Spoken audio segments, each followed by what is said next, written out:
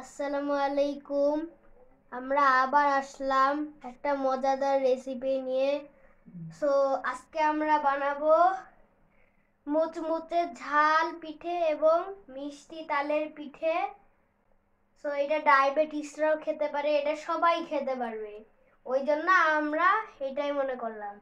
তো তালের পিঠা বানানোর জন্য আমরা এখানে তাল নিয়েছি, আর তালের মধ্যে দিয়ে দিচ্ছি পেঁয়াজ, মরিচ এবং গরম মশলা গুঁড়া। তারপর দিয়ে দিচ্ছি জিরা বাটা, রসুন বাটা, পেঁয়াজ বাটা আর জিরে বাটা, আদা বাটা, সরি ভুল করে বলে ফেলেছি। সেগুলো দিয়ে দেব।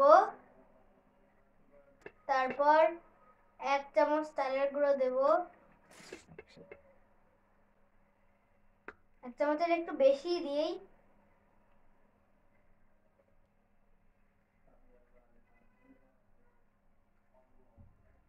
এবার মিশিয়ে নেব।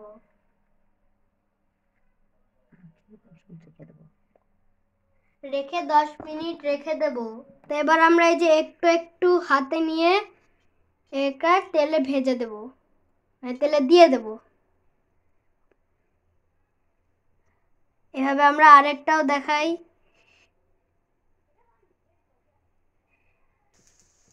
সো এই যে দেখছেন আস্তে আস্তে এই যে হচ্ছে। আমরা কাঠি দিয়ে একটু উল্টিয়ে নেব।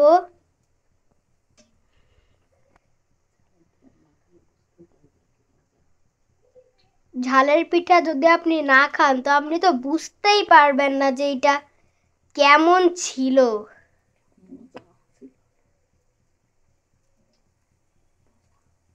এত মজা ছিল যে আমি একবার খেয়ে আমি পুরো সবগুলাই খেয়ে ফেলছি, কারোর জন্যই রাখিনি, আমার পরিবারের।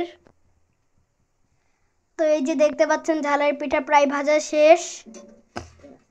তো এইবার আমরা এগুলা আস্তে আস্তে উঠিয়ে নেব।